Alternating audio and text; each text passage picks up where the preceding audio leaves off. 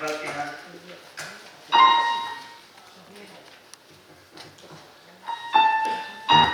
Quería entrar al mundo de la música. ¿Qué mejor para el país que la poema? Sí, no me hace falta, pero sí lo utilizaré. Je vous parle d'un temps que les moins de 20 ans ne peuvent pas connaître. Montmartre en ces temps-là accrochait ses lilas jusqu'à sous nos fenêtres, et si l'âme garnie qui nous servent de nid ne tenait pas les mines, c'est là qu'on s'est connus, moi qui criais famine et toi qui possèdes la bohème, la bohème. Bueno, quería... Sí. Ahora me funciona esto. Sí. Sí. No, bajarlo de tono.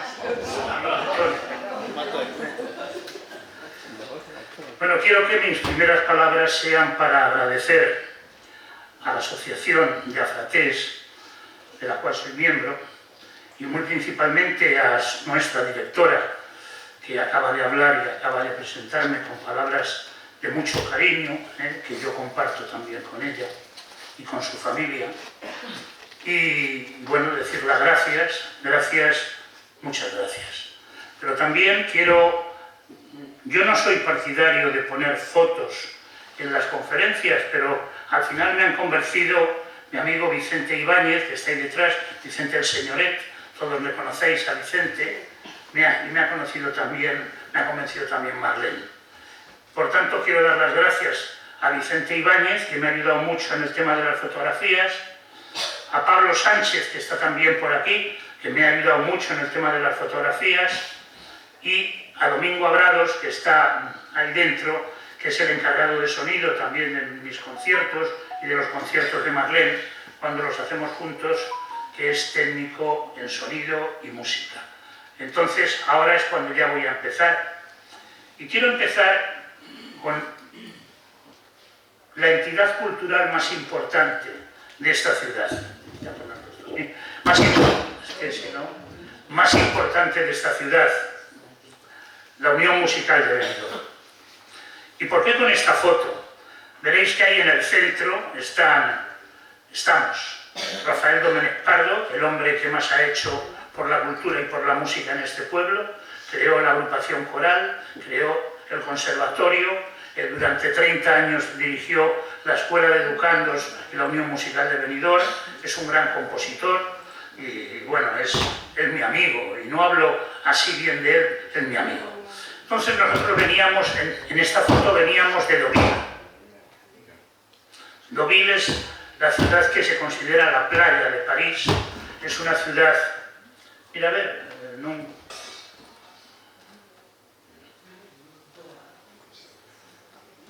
Es que es molesto, si está pom, pues dar una conferencia con tambor, pues no es muy agradable. Sí.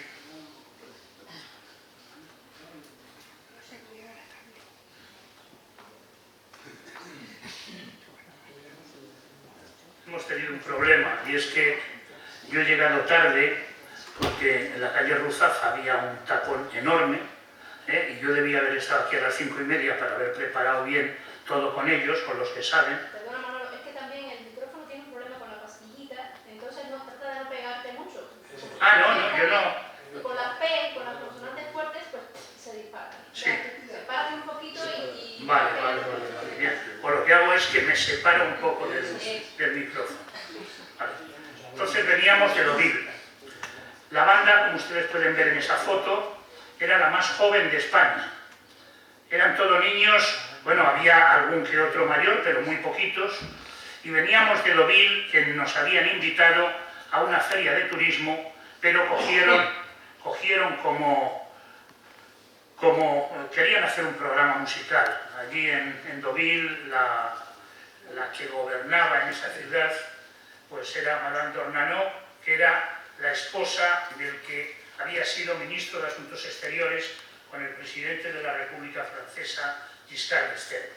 Y bueno, y una mujer riquísima, porque era la dueña de L'Oréal, no sé si vivirá todavía, porque era bastante mayor que yo, pero lo que más hincapié se hizo fue: ¿se atreverán a tocar estos niños en donde la semana pasada, en el casino de Deauville, había cantado Frank Sinatra y Liza Minnelli?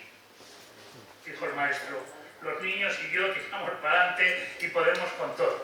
Bueno, fue un exitazo, les gustó mucho porque además el maestro tocó la Marsellesa como cierre, pero hay dos maneras de tocarla. Como se toca actualmente, que es a un ritmo mucho más rápido, ta, ta, ta, ta, ta, y él la tocó con el ritmo lento, debe ser más lento, y le encantó a la alcaldesa. Bueno, pues de allí, cuando íbamos hacia París, había 2 autobuses que nos habían cedido. Todo esto se hizo gratuito, sin poner ni un duro el Ayuntamiento de Benidorm, ni el dormir en Deauville 2 días, ni los autobuses, nada de nada. Eso era gestión que se sabía hacer de otra manera, como hoy, que todo es gasto y muy poco apoyo de dinero a la cultura. Bueno, pues me llama el director de la Oficina de Turismo de París, de Turismo, y me dice: Manolo, ¿querríais tocar esta noche la banda en la torre más alta de Europa? La torre más alta de Europa era la Tour Montparnasse, la torre de Montparnasse. En esos momentos no era solamente la torre, sino el edificio más alto que había prácticamente en Europa. Bien, no hay ningún inconveniente. Bueno, allí estuvieron la televisión española, los corresponsales, la belga, la holandesa, la de Luxemburgo, la francesa y la suiza. Terminó la banda tocando el Pasodoble Valencia, ¿te acuerdas? Y al poco de terminar empiezan las llamadas de teléfono desde Benidorm. Dice: oye, ¿sabéis que habéis cerrado el telediario en España de las 9 de la noche? Que ha dicho desde París y desde la torre más alta de Europa, la banda Unión Musical de Benidorm. Ahí está, tocando el Pasodoble Valencia. Es decir, estábamos vendiendo a Benidorm, vendiendo a España, y al mismo tiempo sin ningún coste. Creo que es una gran historia a contar, pero no puedo ir muy lento porque si no me va a pasar que no voy a llegar.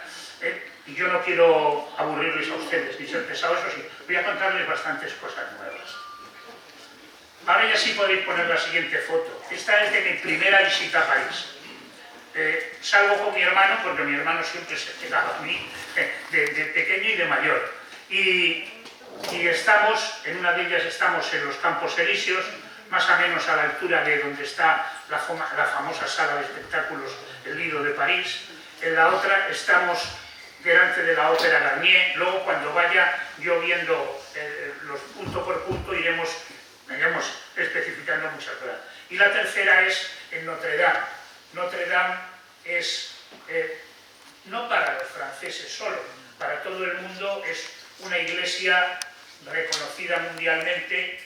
Desgraciadamente, lo que pasó hace ya 2 años y pico del incendio, pues menos mal que lo que hay allí dentro, muchas cosas no se quemaron, pero ahí estábamos. Yo fui a París porque acababa de terminar, tenía 12 años, para cumplir 13, cumplo años en agosto, y entonces mis padres querían que el idioma de moda entonces, que era el francés, estudiábamos en el bachillerato francés, pero no sabíamos nada, no nos enseñaban nada. Hoy, por ejemplo, es lo contrario. Hoy es el inglés, todos enviamos a nuestros hijos o nietos a que aprendan inglés porque es el idioma internacional, aunque sea el español, después del inglés y del chino mandarín, el tercer idioma más hablado en el mundo. Raro seguir a un país donde no se habla español. Bien, era el año 1959.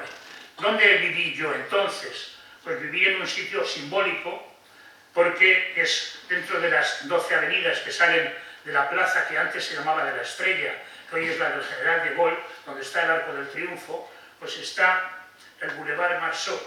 Y el Boulevard Marceau, en donde yo vivía, era la Biblioteca de España, biblioteca-librería para que la gente fuera allí a coger libros. Anteriormente había sido después de la guerra incivil, la llamo yo, se fueron allí el gobierno en el exilio del País Vasco, de Euskadi, y actualmente es el Instituto Cervantes. Esta calle, esta avenida, termina en el Puente del Alma, que como todos recordaréis, y ahora sí ha hecho poco, fue donde, por desgracia, la princesa de Inglaterra falleció, a escasos metros, a 150, 200 metros de allí. Bien, yo estaba en París para aprender francés, y nada más que para eso. Y esto es una cosa que yo recomiendo a todo aquel que quiera aprender un idioma. Primero, no hay que tener vergüenza al hablar, y si lo haces mal o conjugas mal un tiempo de un verbo, pues preguntas, porque te das cuenta. Si lo haces mal, te das cuenta. Preguntas que cómo se dice esto. Entonces, eso es una cosa elemental. En París, en Londres, en Nueva York, a donde vayas a aprender un idioma. París, como todos sabéis, es la ciudad de la luz. Lo que no sé si sabéis es que fue la primera ciudad de todo el mundo, que tuvo luz eléctrica en sus calles y en sus plazas. De ahí lo de la ciudad de la luz, aparte de que tiene una luz muy especial que aprovecharon los pintores, sobre todo los impresionistas, que necesitaban de tanta luz para pintar.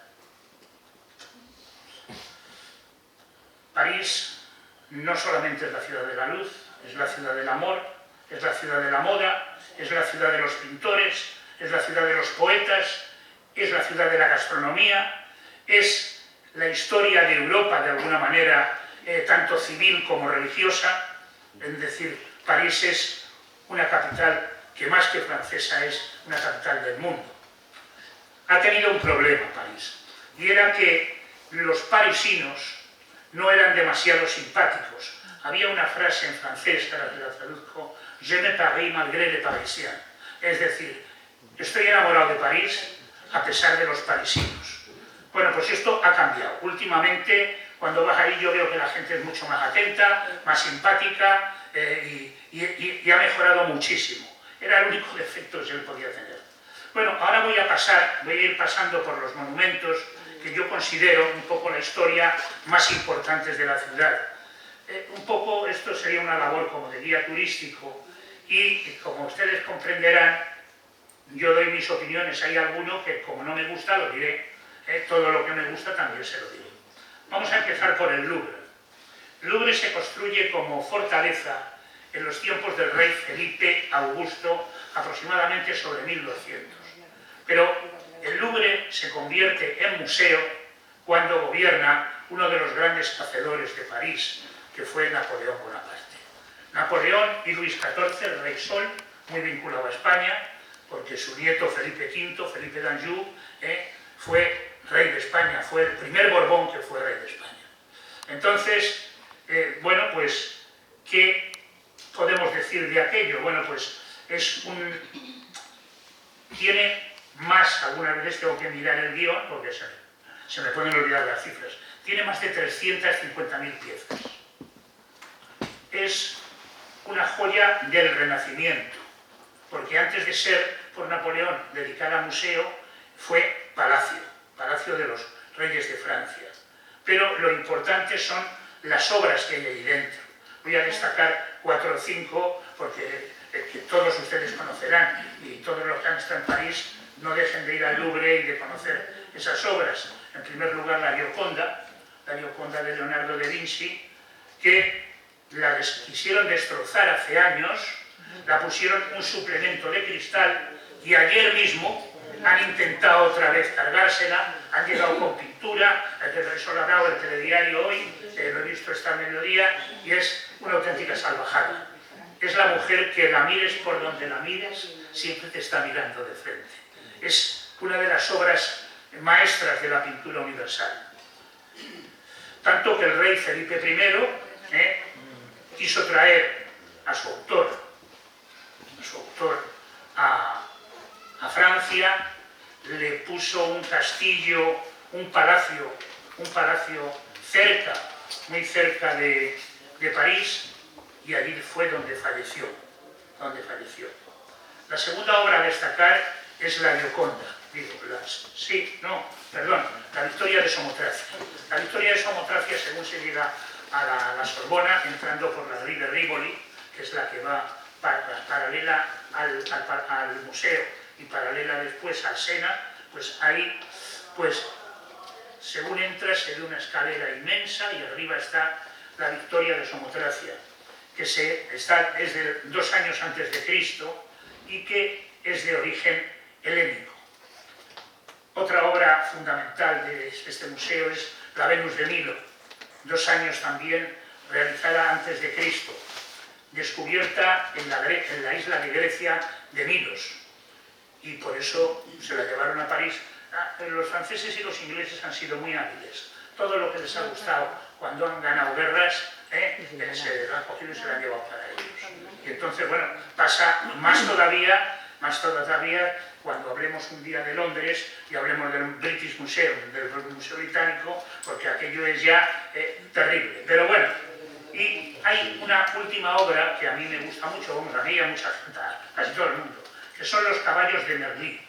Esta fue una obra que la impulsó Luis XIV, del que hablábamos antes, el Rey Sol, que la hizo un escultor que se llama Cousteau y que se ha puesto una réplica, la original está en el museo, pero se ha puesto una réplica en la Plaza de la Concordia.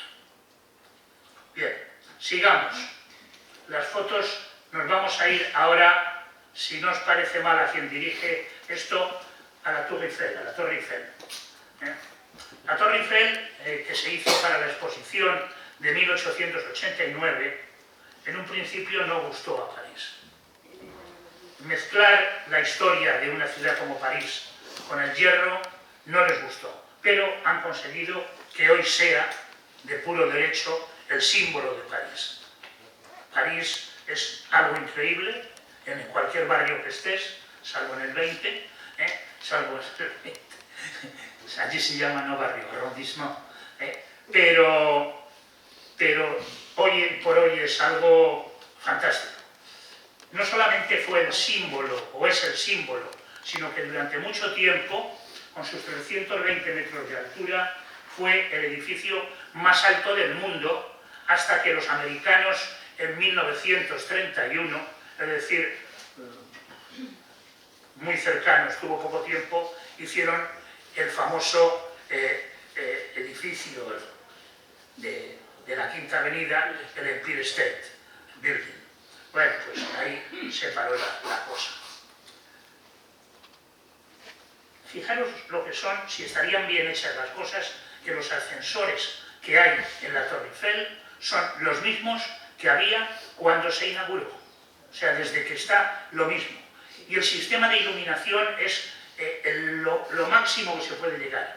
Tiene 292.000, creo, lo tengo por aquí apuntado, vatios, pero vatios de colores. Es decir, Nadal, que ha ganado 12 veces el Roland Garros, o Indurain, que ganó 5 veces el Tour de Francia, ese día la torre se convierte en roja igualda y está con la bandera española toda la noche, desde que se abre la noche hasta que se pone el sol el día siguiente, toda la noche con esos colores. Si el triunfo es de otro país, pues se pone el de otro país. Desde la torre se puede, los días claros, observar a 50 kilómetros más o menos de distancia, más o menos lo mismo que luego cuando lleguemos al Sacré-Cœur, el Sagrado Corazón, también es lo más alto como cota de París, en el barrio famosísimo de Montmartre, y allí también se pueden llegar a 50 o 60 kilómetros. ¿De dónde era el que hizo la Torre Eiffel? Pues de una ciudad que es muy famosa y que mucha gente no la conoce como la ciudad donde nació el creador, el ingeniero creador de la Torre Eiffel. Si yo os digo Dijon, ¿a qué os suena? ¿Os suena a mostaza? Pues es la ciudad de la mostaza en Francia, y la más famosa del mundo también es la ciudad de Dijon, que está no muy lejos de París, pero que está a unos 250 kilómetros o algo así. Hay una foto de Hitler. Hitler no quiso... ¿No se oye nada, ¿verdad? Sí. ¿Tú no oyes? Yo oigo muy poco. Sí, vale.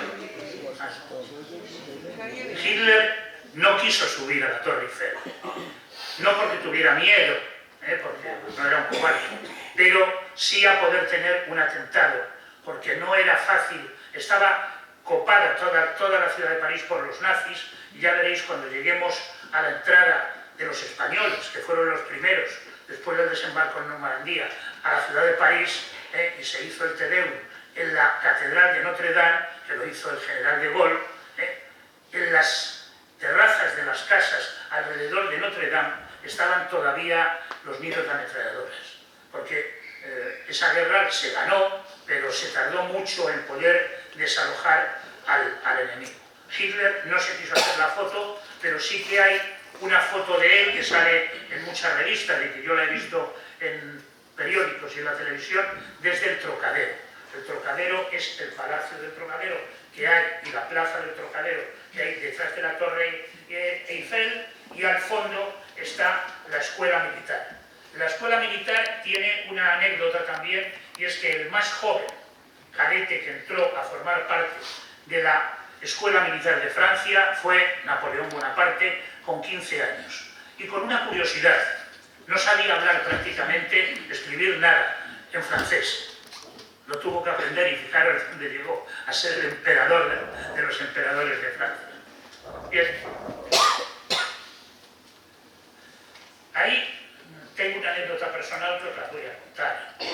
Cuando me dieron, aquí está, luego os la enseñaré, aunque va a salir en foto, cuando me dieron la medalla del bimilenario de la ciudad de París, que la tenían 4 españoles, la tenían Tierno Galván, Fraga, Felipe González, el rey de España, Juan Carlos, y yo fui el quinto. Bien, pues hicieron unos actos preciosos, que luego cuando lleguemos al ayuntamiento os los explicaré con más detalle, y en esos actos preciosos era una cena en el segundo piso de la Torre Eiffel, en uno de los restaurantes más caros, pero más bonitos de París, el Gilles Verne, el Julio Verne. Aquello era increíble, increíble, poder estar cenando. Tuvimos una noche preciosa y estar viendo París, y además una cena de mucha categoría, fantástica. Bueno, pues llegué pronto, hoy he llegado tarde aquí por culpa del tráfico de Ruzafa, pero llegué pronto, cual es mi costumbre, y resulta que vienen del equipo del Ayuntamiento de París y me dicen: señor alcalde, quisiera usted saludar al presidente de la República. El presidente de la República se trataba de Valéry Giscard d'Estaing. ¿Os acordáis? Aquel que tuvo que salir por el lío de los diamantes de Bocassa y todo eso. Bueno, bien, el caso es que yo digo, hombre, sería un honor para mí. Estaba en una habitación de al lado, entro y me encuentro a alguien de estos espectacular. Un hombre como nuestro rey, de 2 metros, con un traje de príncipe de Gales cruzado, con unos zapatos ingleses que se veía perfecto y con una simpatía arrolladora. Lo primero que me hace es quererme intentar hablar en español, y le dije: no, señor presidente, vamos a hablar en el idioma de usted. Que desde niño he venido aquí a este país para aprenderlo, no solamente aprender su lengua, sino también su cultura. Bueno, estuve encantado. Lo primero que le pregunto yo siempre, yo tenía que ser, pero no solo en España, también en el extranjero, cuando iba a Nueva York, o cuando iba a Cuba, o cuando iba a Montreal, o cuando iba a todos los sitios que he ido, invitado, la mayoría de ellos, de todos esos países, tenía que llevar el nombre de Benidorm, y el regalo que yo llevaba era el castillo de Benidorm, cuando estaba el geyser, ese que ha desaparecido, y no sabemos por qué, porque es mentira. Es mentira eso de que perjudicaba a las rocas del castillo. No, es mentira. Porque eso, si se hace bien las rocas, pues... Pero es que yo me he ido a Ginebra a preguntar en el lago Léman de Ginebra cómo ellos pueden tener el geyser con aguas heladas, porque en Ginebra hace mucho frío, y no pasa absolutamente nada. Bueno, aquí se quitó, desapareció, y como tantas otras cosas que han desaparecido. algún día las encontraremos, desde un cuadro de Picasso hasta, bueno, muchas cosas. No quiero hacer nada, ninguna asignación política, pero no os creáis que es oro todo lo que produce. Bien, vamos a ver. Giscard d'Estaing no había estado en Benidorm, pero había estado muy cerca de aquí. Su hijo estaba trabajando con alguien que años después traje yo aquí a trabajar a Benidorm, con Bofill, el catalán Bofill, un gran arquitecto que había hecho, bueno, la ciudad de París, los antiguos mercados, de Halles de París, y estaba construyendo en Calpe lo que se llama las Casas Rojas. Y el hijo de Giscard d'Estaing era un ingeniero de su equipo. Y entonces le invitaron a Bofill invitó a Giscard d'Estaing a que viniera aquí. Pero claro, como fue venir un día, estar el siguiente y luego irte, no le dio tiempo de venir a Benidorm. Pero dice que le habían hablado muy bien, principalmente de las playas de esta ciudad, y que era una ciudad en altura, una ciudad, me dijo algo parecido a Nueva York o algo así. Bien, terminamos con la Torre Eiffel y pasamos al Arco del Triunfo. El Arco del Triunfo está situado, antes era la Plaza de la Estrella, hoy es la Plaza del General de Gaulle, de la Estrella se llamaba, porque salen 12 avenidas desde allí, y tienen una cosa muy importante. Yo he conducido mucho por allí y que bueno, infinidad de veces. No hay ni un semáforo. Fijaros la cantidad de coches que hay en París, no hay un semáforo. Allí se cruzan unos para un lado, otros para otro, hay que tener un cuidado enorme, pero es así. Algunos, los que habéis vivido en París como tú, lo sabéis perfectamente que eso pasa así. Bueno, pues el Arco del Triunfo tiene además otra particularidad, que hay 3 arcos seguidos con una distancia de 8 kilómetros de uno en uno. Empezamos en las Tullerías, donde está el Arco del Carrusel. Las Tullerías que están justo antes de la Plaza de la Concordia. Quien conoce París sabe que la Concordia, bueno, luego llegaremos a la Concordia. De ahí, recto por los Campos Elíseos, se va al Arco del Triunfo. Y ahora, de ahí, recto, se va hasta el Arco de la Defensa, un arco blanco que lo hicieron en la época de Mitterrand, que a mí personalmente el arco no me disgusta, pero lo que han hecho allí, para mí eso no es París, es una ciudad ya de rascacielos, como pueda ser Chicago, como pueda ser Miami o como pueda ser Nueva York. En Madrid, por ejemplo, hay 4 torres de ese estilo, pero bueno, a mí eso no me gusta. Y eso que yo conocía muy bien la zona, porque el segundo año que estuve viviendo en París, vivía precisamente ahí donde han construido eso. Ahí estaba Le Pont de Neuilly, el puente de Neuilly, que era la última estación de metro, ahí se terminaba el metro. Y a mano izquierda estaba el pueblo de Courbevoie, que era donde yo vivía, con una familia de músicos como no he conocido ninguna. Allí todas las noches, después de cenar, se tocaba el piano y se tocaba el violín. La madre tocaba el piano, la hija el violín, y el padre de alguna manera les dirigía a las dos. Tuve la gran suerte con ellos de ir a la ópera Garnier. Ellos tenían un abono permanente en la ópera, la que era entonces la ópera de París. Ojo, porque ahora la ópera Garnier sigue siendo ese edificio maravilloso en París, pero no tiene casi óperas, en muy contadas ocasiones, desde que han hecho la ópera de la Bastilla, en la Bastilla, en la famosa Bastilla, donde uno de los lugares donde estaba la guillotina y se llevaban por delante a la primera de cambio.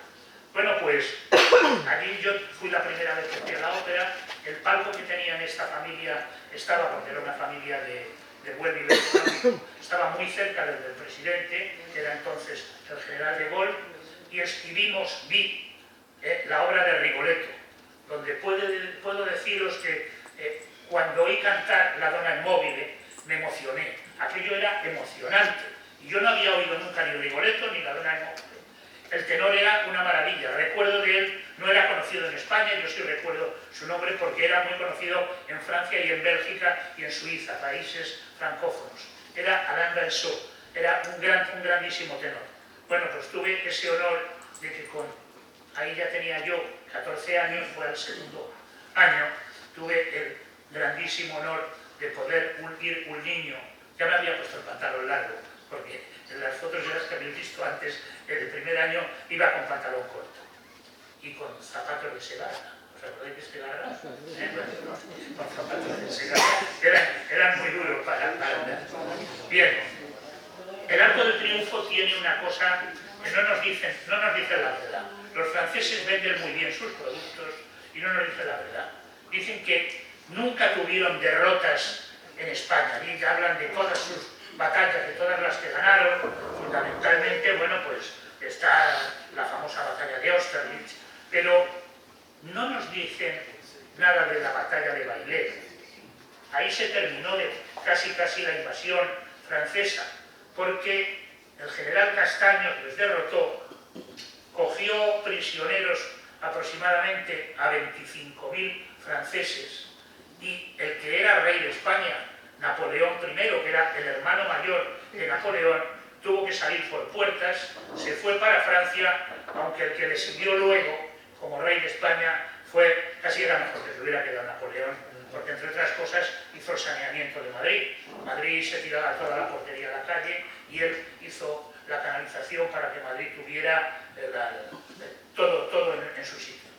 Bueno, pues lo siguió Fernando VII. Y Fernando VII, entre otras cosas, pues se cargó las Cortes de Cádiz. El primer atisbo de democracia que hubo en España serio, la primera constitución de las Cortes de Cádiz, pues Fernando VII se la cargó. Vamos a pasar ahora a Notre Dame.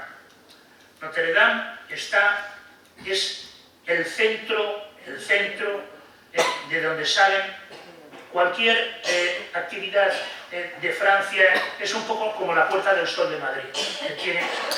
Desde allí se van las carreteras, se miden los kilómetros, sea por el norte, por el sur, el este o el oeste, y allí nació en l'Île de la Cité, la isla de la ciudad, y en la isla que hay al lado, que es la isla de San Luis, unidos además por un puente,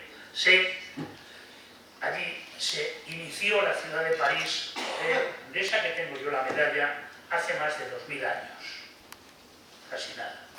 Pero el Notre Dame es algo más para los franceses y para todo creyente católico, porque el rey de Francia, Luis IX de Francia, cuando estuvo en las cruzadas, bueno, en primer lugar, este rey empezó a reinar, voy a ver que lo tenía apuntado, empezó a reinar con 17 años.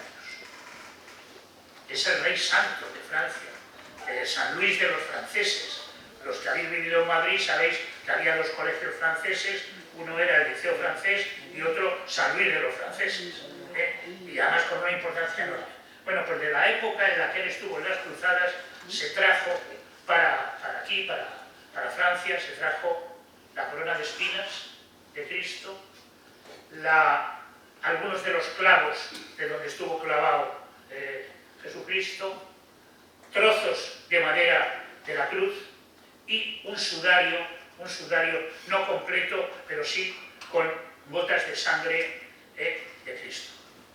Esto sirvió para que él, el rey, cuando fue rey ya mayor, hiciera para mi criterio, uno de los monumentos más bonitos de París, de los más bonitos de París, que son esto, me acuerdo, Silvia, anuncie, dímelo, que no, ¿dónde está? No se acuerda.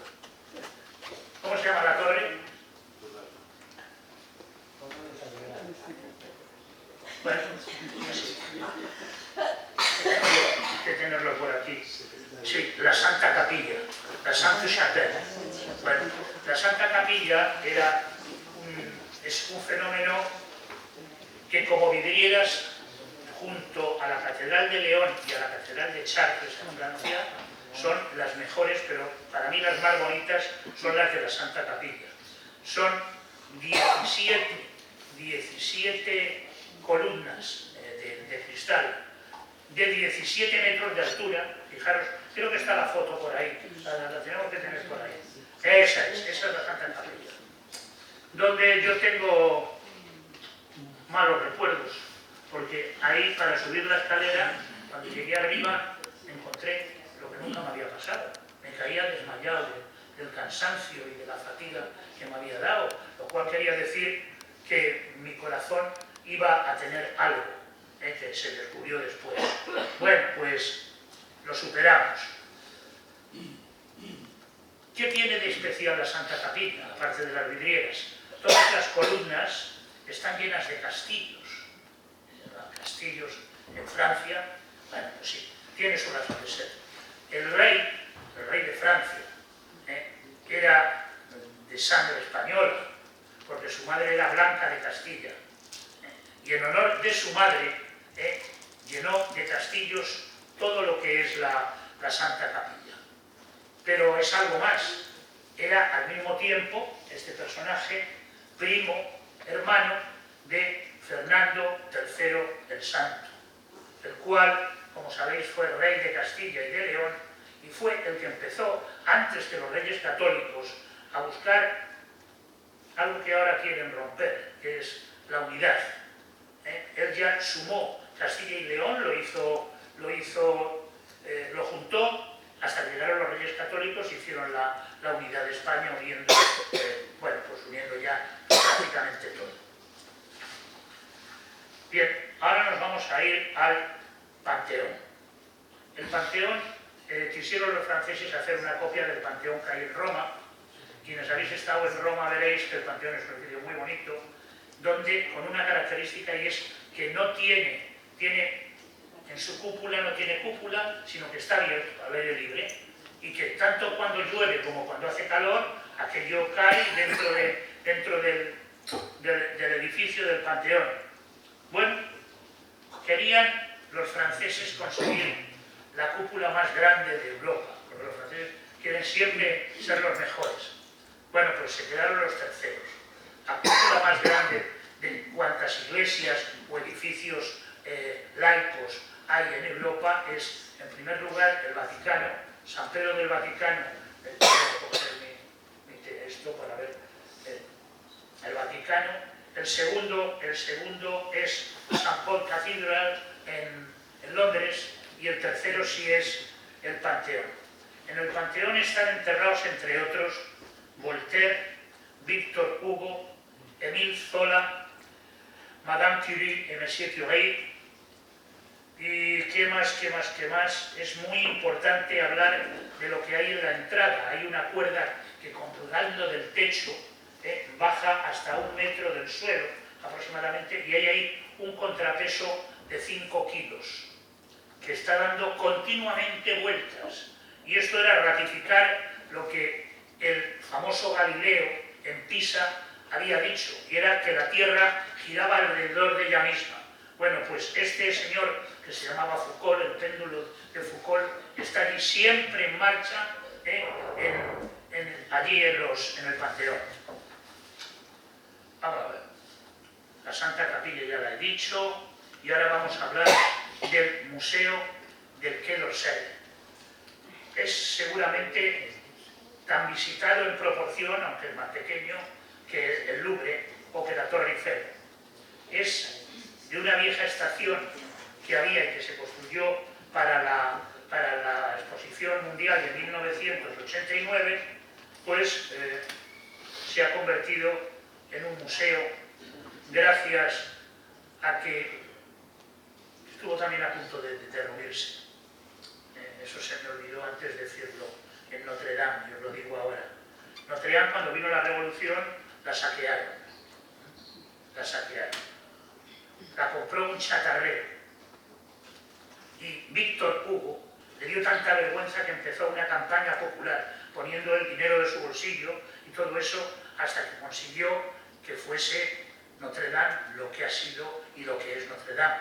El lugar donde se juzgó a Juana de Arco, se la declaró hereje, el lugar donde se casó Napoleón y Josefina y se hizo emperador, no por la gracia de Dios, porque al Papa no hizo ni caso, sino porque él quiso, se puso la corona y luego a su mujer. Y bueno, y luego hay antes creo que lo comenté, cuando los franceses, los aliados, ganaron la guerra a los alemanes, pues ahí fue en donde se celebraron todos los actos de acción de gracia que esto hizo el general de Gaulle. Bien, vamos a ver el Quai d'Orsay, a ver a dónde nos vamos ahora. Así, en el Quai d'Orsay. ¿Qué es lo que hay? Bueno, allí está la mejor colección de impresionistas del mundo.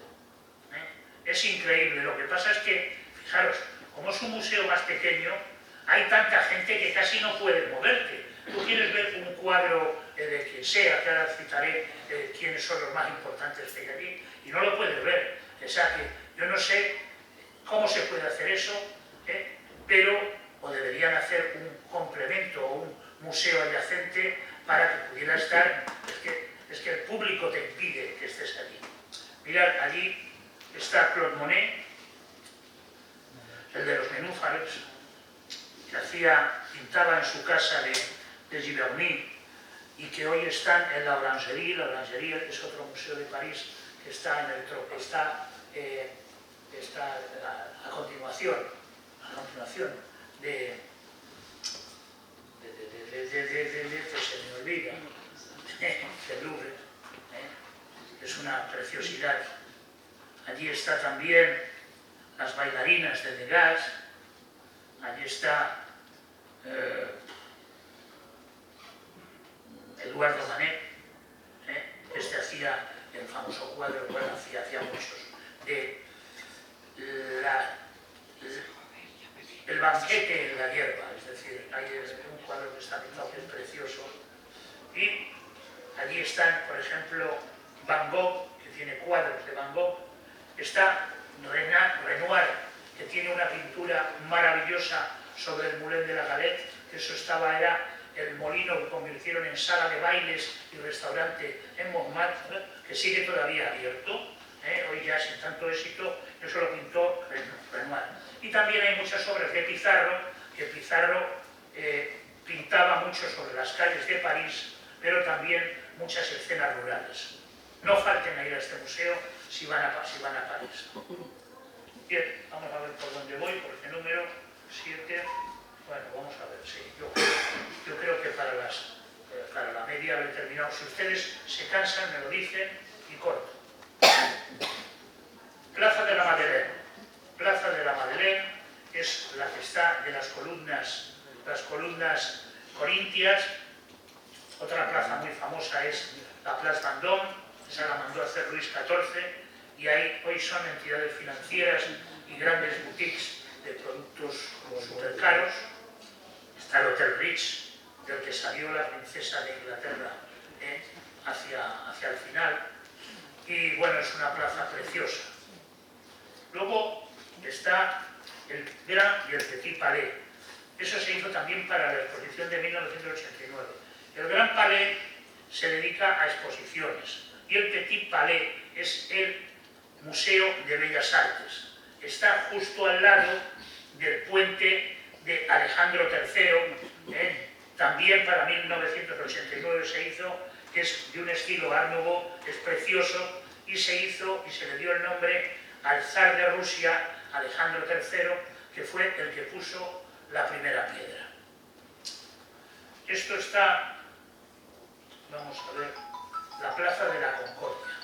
La Plaza de la Concordia es donde nacen los Campos Elíseos para un lado, la que tiene los caballos que antes hablamos, la que a mano, según estamos mirando los Campos Elíseos, a la izquierda está la Asamblea Nacional, es decir, nuestro Parlamento, y a la izquierda hay, seguramente seguirá siendo como Grand Place, el hotel más caro y más famoso de París, el Hotel de Crillon.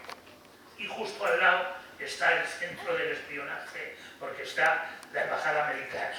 O sea que todo eso está ahí. Y en la esquina, de donde el Hotel de Crillon, justo en la esquina, está el restaurante, el famoso restaurante Maxim, que ya no es el Maxim que era antes, porque hoy, con la Nouvelle Cuisine, han mejorado mucho los restaurantes de París. Bien, pasamos. Campos Elíseos. Los Campos Elíseos son, junto a la Quinta Avenida de Nueva York, las dos avenidas más famosas del mundo. En los Campos Elíseos pues podemos ver, por ejemplo, está el famoso cabaret El Lido de París, está la Casa Rusa del caviar, fue donde se puso el primer Grastor en la acera de enfrente que se hizo en Francia, no en París, en Francia. Es los Campos Elíseos, al recorrerlos todos y llegar hasta la Concordia y dar la vuelta, es donde se celebra el Tour de Francia. El Tour de Francia siempre termina ahí, en los últimos años, porque cuando lo ganó por primera vez un español, Federico Martín Vagamontes, que lo ganó en julio de 1959, se terminaba en un campo de fútbol, también muy conocido de París. Ahora, últimamente, se hace ya siempre ahí la carrera.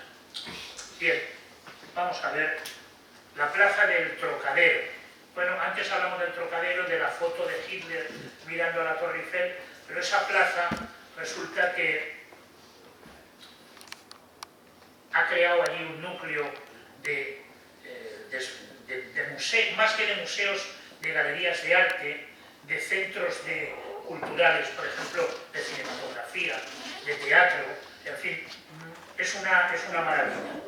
En el centro de la plaza está el General Foch ecuestre, a caballo, que fue el héroe francés de la Primera Guerra Mundial. Y bueno, diciendo eso, podríamos decir que vamos a pasar a otro sitio, si nos vamos a ir al Centro Pompidou. El Centro Pompidou no me gusta, claro, es que eso lo debería manejar yo, pero como yo soy muy malo en todo lo que es electrónica, porque ese es el Centro Pompidou. El Centro Pompidou pues rompe un poco el estilo y la belleza de París, a mi entender.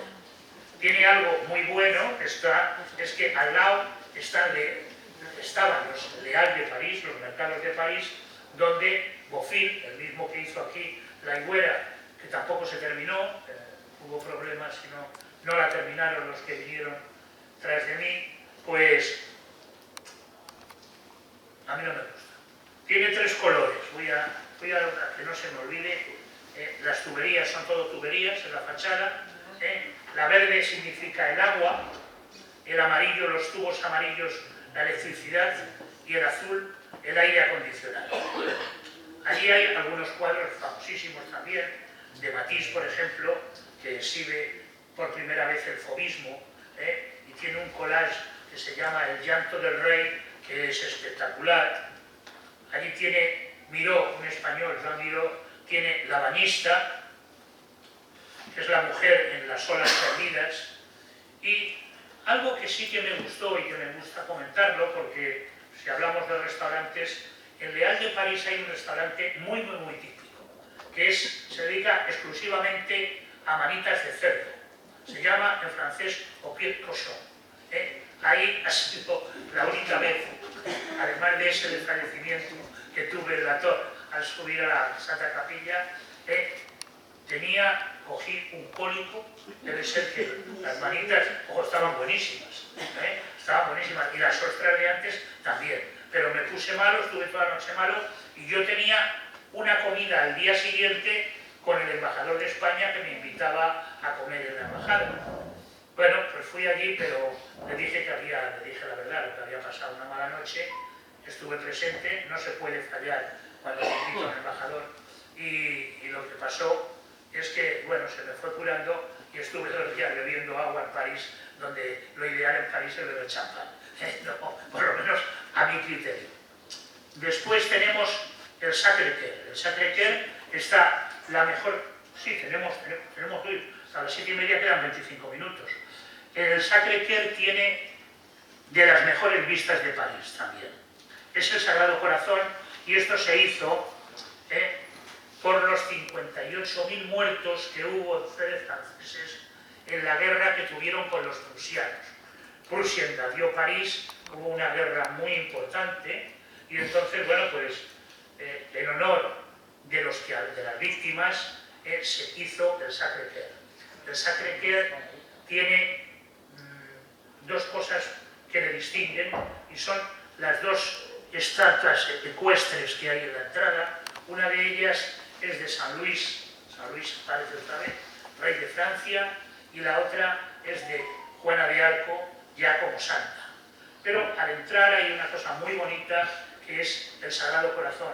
El Sagrado Corazón, que está hecho todo con grés y dorado, es decir, prácticamente todo en oro, es de una amplitud enorme, más ancho que todo esto, con los brazos abiertos, como entregándose Jesucristo a los creyentes y a los no creyentes. Vale. Al lado del Sacré-Cœur, que hay una zona que me encanta a mí en París, porque claro, es la Place du Tertre. La Place du Tertre es la plaza de los pintores. Es donde, bueno, allí yo me daba muchas vueltas por allí. Silvia también estaba por allí. Y oigo hablar en valenciano. ¿Sí? ¿Esto qué es? Era un pintor de Alcoy, pero con casa en Benidorm, en la calle de Campo, que estaba allí. José Galván se llamaba, ya habrá fallecido, porque era un hombre ya muy mayor, tanto él como su mujer. Eran encantadores, era un gran pintor, me pintó varios cuadros, muy bien, muy bien, muy bien, que algunos los tengo en mi casa, pero en mi casa tengo tantos cuadros que muchos no me caben y no los puedo poner. Algunos los tendré que regalar, o mis hijos sabrán qué es lo que hacen cuando yo me vaya. Bien. El Sacré-Cœur tiene otra particularidad, que es ¿qué se come en ese barrio? Bueno, pues se come algo que es muy famoso en Francia y también en España, las crepes. Prácticamente los restaurantes son de crepes, dulces o saladas. ¿Y qué se bebe? Se toman con sidra o se toman con agua Perrier con verde. Eso se llama un verre en francés. Verde, un brebaje de verde, un poquito de verde, lo mezclan con eso y es un refresco muy bueno. Bien, vamos a ir ya más rápido y estamos en el Hotel de los Inválidos, que lo hizo Luis XIV y es donde está enterrado en el Dom Napoleón Bonaparte.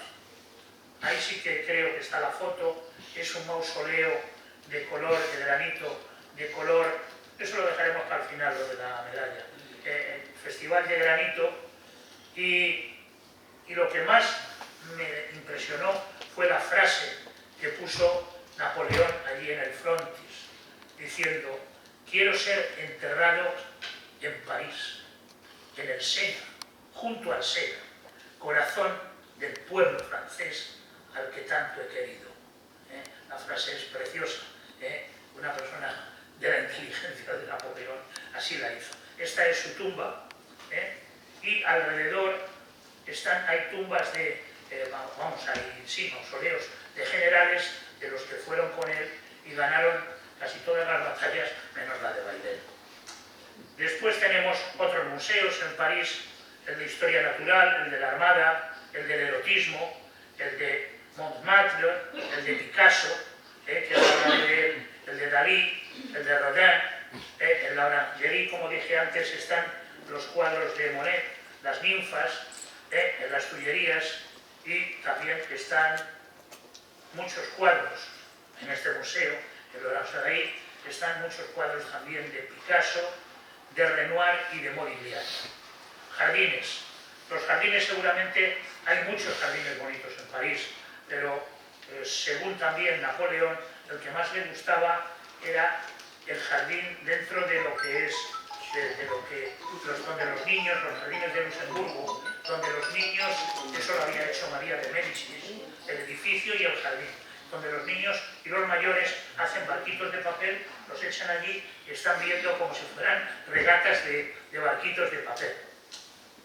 Allí también está una estatua